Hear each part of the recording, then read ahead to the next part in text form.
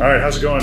Coach Jeremy here, Coach Evan, Outlier Athletics. We're here to talk about open workout, CrossFit Open Workout 22.1. It's a 15-minute AMRAP of 3 wall walks, 12 dumbbell snatch, and 15 box jump overs.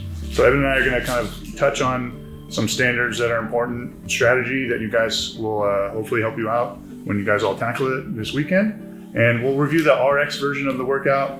There are scaling options designated specifically by CrossFit. You can check those out on the CrossFit Games website. All right, so a couple important standards to note. There is a required floor plan layout for your wall walk lines, your dumbbell placement, and your box placement. For those of you that are doing this workout at Outlier, we will have all of those standards and floor plans set up for you here when you come to do the workout. For those of you that are doing it elsewhere, you can find that on games.crossfit.com. A couple of important ones to note: the wall walk lines, they are set for male and female. There is a designated distance for everybody. There's no more measuring used, and there is a 10-inch line for you to come to close to the wall. For the hand and foot movement standards, we need to make sure that our feet are both on the wall before we move our hands backwards off of that starting line. The dumbbell snatches must alternate. There is no minimum height requirement, so you can alternate above hands or on the ground. And the box jumps, there is a big change to the box jumps. A step down is required and a 2-foot takeoff. So no rebounding on the box jumps this year. All right, so those are the standards. There are more, so make sure you read through the workout, but we're here to talk about some tips and strategy you guys can use. So first thing, the wall walks. We saw those last year, and hopefully all you outliers, I've programmed them enough, and you've come to vlogs class enough that you've gotten a little bit better. So first thing we want to talk about is some efficiency. I like the method of making sure you get the hips piked up in the air first. That kind of reduces the amount of stress and fatigue you'll experience through your shoulders. And that'll help you out with all the volume of wall walks you're going to see. Yeah, and one other important thing to note for the wall walks is the placement of your hands and the locking out of the arms. So we want to make sure that as we walk our hands into the wall, we're staying at shoulder width and our arms are fully locked out, relying on structural support and stability as opposed to muscles. As soon as we bend those elbows, we really start to fatigue the biceps. It's going to wear you out a lot quicker. Yeah, so basically we don't want you to do like a strict push-up every single rep. You can get those onto your knees and hips up to kind of help you out along the way. All right, next we got our dumbbell snatches, something that you guys have seen a lot of in the open and in classes here at Outlier. So pretty common movement. One thing we want to make sure you guys do is protect that lower back. So some things you can do is to make sure you load the hamstrings. How do we do that? We're gonna make sure the dumbbell comes all the way down between our feet or even a little bit behind.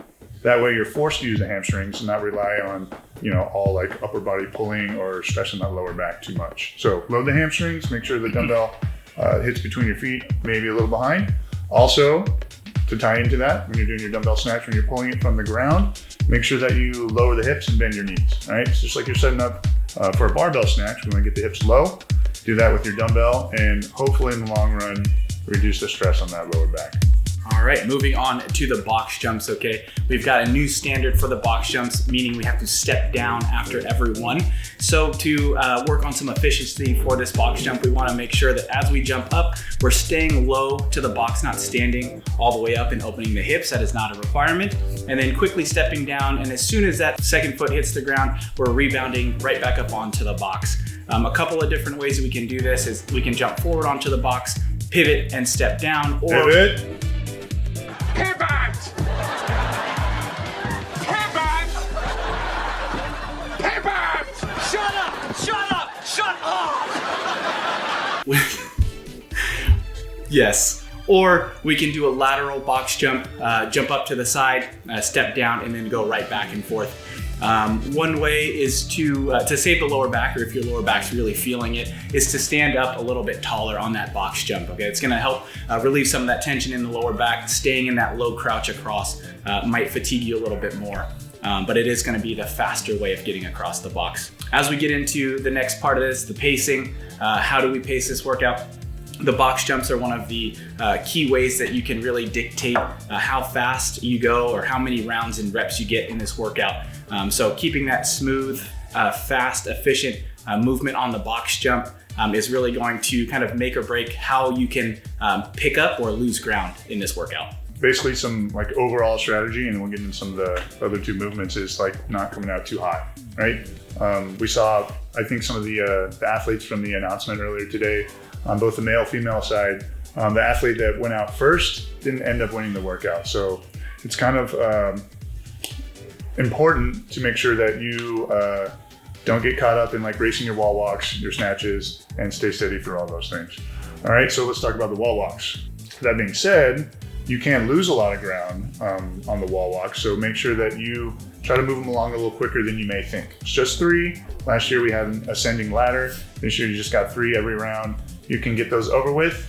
And something I think is important for people that are comfortable with the dumbbell snatch is to move right over to your dumbbell. So as soon as you finish that last wall walk, get up, pick up your dumbbell, start performing those snatches. Again, just 12. I think you guys can make it through it without those crushing you. And then it comes down to like your pacing and technique through the box jumps. What else you got, Evan? Yeah, one of the things that I like to think about going into workouts, such as this one, 15-minute AMRAP, is to settle into your pace. So you can kind of ease into this workout, and as you start to feel comfortable, you can pick up the pace or you can back off a little bit. If you come out too hot, like Jared said, you're gonna have to back off somewhere probably in the middle. You start a little bit slower, you can kind of ease into picking up that pace towards the end of the workout, and then really give it a nice good push in those last 3 to 4 minutes or so. So that's really important. Really gauge how quickly you're going through this workout. And then even try to keep those rounds as similar as possible as we go through that entire workout. Somewhere around the minute 45, 2 minutes a round is a safe bet that'll end you up with somewhere around 7 to 8 rounds. Yeah, if you're lucky. So I think that about covers it. We covered the basics here, and good luck to all you Outlier athletes and everybody else out there tackling it. See most of you on Friday for Friday Night Lights. And make sure you get the workout in over the weekend if you can't make it in on Friday. Yep. Good luck. Also, don't forget, like and subscribe on our YouTube. You'll also probably see this on our Instagram. Thank you guys for watching. As always, we appreciate you.